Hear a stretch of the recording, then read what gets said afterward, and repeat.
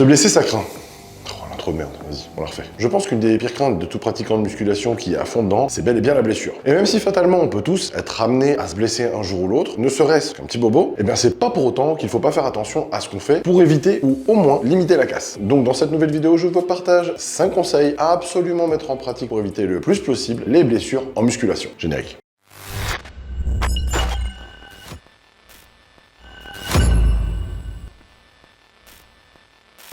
Bonjour à tous, je suis Bika, soyez les bienvenus sur ma chaîne YouTube. Avant toute chose, je vous laisse comme d'habitude vous abonner à cette chaîne, liker cette vidéo, la partager et laisser vos commentaires, etc. etc. Et oui, c'est un énorme plus pour la visibilité de ma chaîne. Je vous invite aussi à venir voir mes offres de coaching, mes plans alimentaires et d'entraînement et ma gamme de compléments alimentaires en cliquant sur un des liens dans la barre de description ci-dessous. Premièrement, ne négligez pas la phase excentrique d'un mouvement. Je suis sûr qu'on a tous vu ce mec au coucher avec un gros bide en général, qui fait des quarts de rep et qui se relève avec l'air super triomphant après sa série, avec une grosse barre bien chargée. Ce même mec qui est en prise de masse depuis des années et qui dit qu'il va transformer sa graisse en muscle. Tu vois de qui je parle? Déjà, il faut savoir que chaque partie d'un mouvement travaille des sections différentes de nos muscles. Donc si on veut un développement et un renforcement complet d'un muscle, on doit solliciter celui-ci sur l'intégralité de l'amplitude qui nous permet d'avoir. Et donc la phase excentrique ne doit absolument pas être bâclée. Mais le problème, c'est que beaucoup de pratiquants mettent exagérément lourd et ne font qu'un demi-mouvement en arrêtant la phase excentrique à mi-chemin, des fois je suis généreux, dans la partie qui les challenge le moins. Par exemple, le développé couché à la barre. Je parle de cet exercice parce que c'est sans nul doute le plus massacré de tous par ego, avec les élévations latérales aussi. Eh bien, on en voit beaucoup qui ne font que des demi-reps, quarts de rep sur la partie haute du mouvement. C'est-à-dire qu'en gros, ils sortent la barre, déverrouillent les coudes, ils descendent la barre, mais ils stoppent la phase excentrique à 20, 30 ou 40 cm de la cage thoracique. Et ils font ça encore, et encore, et encore pendant des mois, puis des années. Alors, c'est cool parce que, bah oui, ça leur permet de travailler lourd et de mettre beaucoup de poids sur la barre pour épater la galerie, mais ils ne renforcent leurs muscles que sur la zone où ils travaillent. Donc, dans le cas présent, le quart ou la moitié haute du mouvement. Et si tu fais des demi-reps seulement et que tu ne réalises pas complètement la partie excentrique d'un mouvement, là où le muscle est le plus challengé et le plus étiré, tu ne renforces pas tes fibres sur cette partie. Et c'est un problème, parce que c'est en plus la zone où on est aussi le plus à même de se blesser. Par exemple, sur un développé couché ou un incliné à la barre. J'ai pas de statistiques, mais je suis quasi sûr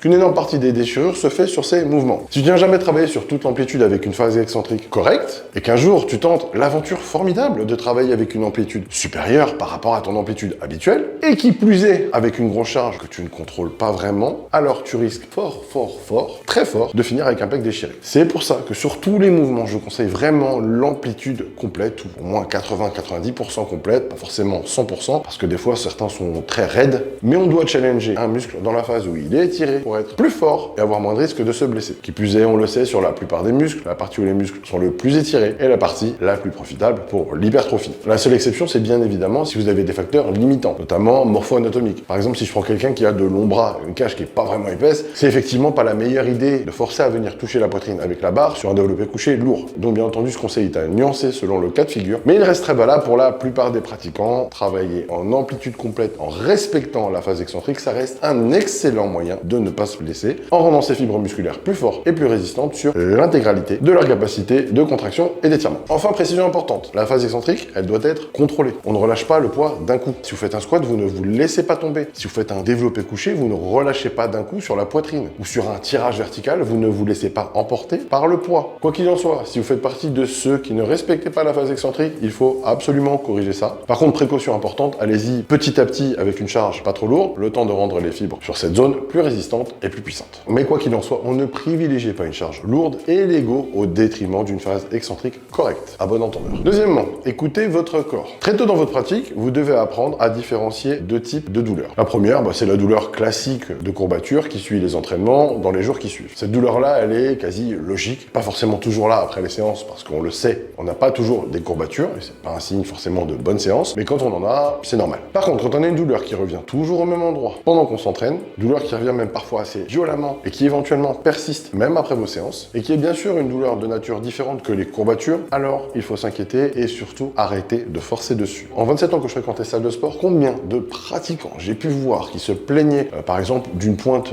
dans les pecs ou dans les biceps quand ils s'entraînaient. Ils n'ont pas pris ça au sérieux et qui au final ont fini avec une rupture tendineuse ou musculaire. Si vous voulez perdurer dans ce sport, il faut apprendre non seulement à analyser vos douleurs et votre ressenti, et surtout ne pas avoir une tête de cochon et aller consulter quand vous sentez qu'une douleur est un peu bizarre et persistante fréquente et inhabituelle. Alors je sais qu'on apprend toujours le verdict du médecin qui peut nous dire de stopper temporairement la musculation. Oui, ça fait peur, mais franchement, il faut vraiment écouter son corps. Et s'il vous donne quelques signes que quelque chose ne va pas à un endroit, alors ne forcez pas sur la zone concernée, allez chez le médecin pour faire ausculter ça. Honnêtement, au pire des cas, quand on y pense, vaut mieux arrêter temporairement et laisser votre corps guérir en faisant ce qu'il faut, plutôt que de forcer et vous retrouver sans pouvoir aller à la salle de sport pour une durée plus étendue. Donc on s'écoute et on agit en conséquence. 3. Ne travaillez pas lourd uniquement et prenez en compte votre âge. Passé à la mi-quarantaine, entre 45 et 50 ans, il faut commencer à opérer un virage dans son training et réduire la quantité de travail lourd pour se diriger vers du travail en série moyenne à longue, donc avec des charges plus légères. Et ce, pour plusieurs raisons. Déjà, en prenant de l'âge, les fibres musculaires de type 2, donc celles sur lesquelles on travaille pour l'hypertrophie, eh bien ces fibres s'atrophient et se dénervent au fur et à mesure que l'on vieillit. Qui plus est, il y a aussi une perte d'efficacité dans nos mouvements qui s'installe avec le temps. Passé un certain âge, les performances motrices du système nerveux, eh bien elles diminuent et on devient de moins en moins adroit pour manipuler des charges lourdes. Enfin, notre point, mais pas des moindres, c'est que les tissus conjonctifs sont de moins en moins résistants au fur et à mesure que l'on vieillit. Donc on se retrouve avec des tendons et des ligaments plus fragiles que l'on peut plus facilement abîmer. Idéalement, je recommande donc aux pratiquants à partir de 40-45 ans de commencer à lever le pied sur le travail avec charge lourde et d'intégrer plus de séries moyennes à longues. Et à partir de 50 ans, une très grosse partie du travail en musculation devra se faire avec des charges modérées à légères pour absolument se préserver. On pourra toujours garder une petite composante lourde de temps à autre pour garder de la force, mais par contre, on ne doit pas en faire l'essentiel de son training.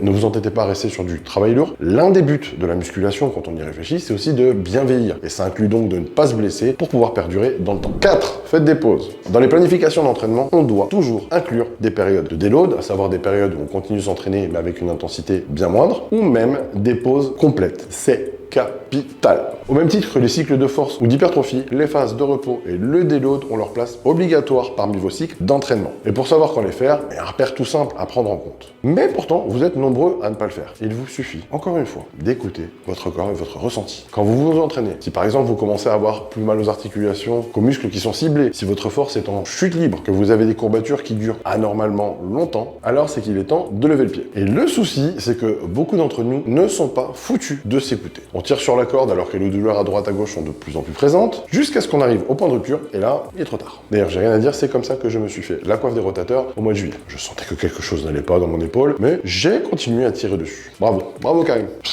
Non, t'es bon. Alors s'il vous plaît, faites ce que je dis, mais pas ce que je fais, et dès que ça commence à ne pas aller, et même bien idéalement avant, alors accordez-vous une période de déload ou une pause complète. Pour les programmer à l'avance, ce sera à vous de vous connaître et avec le temps d'évaluer quand vous devez mettre ce déload ou cette pause en place et la programmer directement au sein de vos planifications si vous les prévoyez plusieurs mois à l'avance ou sur l'année. Maintenant, pour savoir si vous faites un déload ou une pause. Déjà, les pauses complètes seront normalement plus sporadiques que les déloads. En point de repère, ça c'est mon ressenti perso, je dirais que si vous sentez que vos articulations commencent à être un peu douloureuses après les séances, que vos courbatures durent quand même plus longtemps qu'à l'accoutumée, alors il est temps de faire un déload. Par contre, si les douleurs sont vraiment bien présentes au niveau articulaire au point que vous ne sentez que ça pendant vos séances, et même en dehors de vos séances, si vos perfs sont en chute libre, si vous vous sentez tout le temps fatigué, même après une bonne nuit de sommeil, alors prenez une semaine off complète. Et avec le temps, comme j'ai dit, à vous de savoir exactement quand ces périodes arrivent pour pouvoir planifier avec anticipation une période de repos adéquate. Honnêtement, on ne s'en rend pas compte, mais en termes de prévention de blessures, c'est extrêmement important d'inclure ce type de repos. 5e et dernier point, soyez intelligent dans vos progressions. Ok,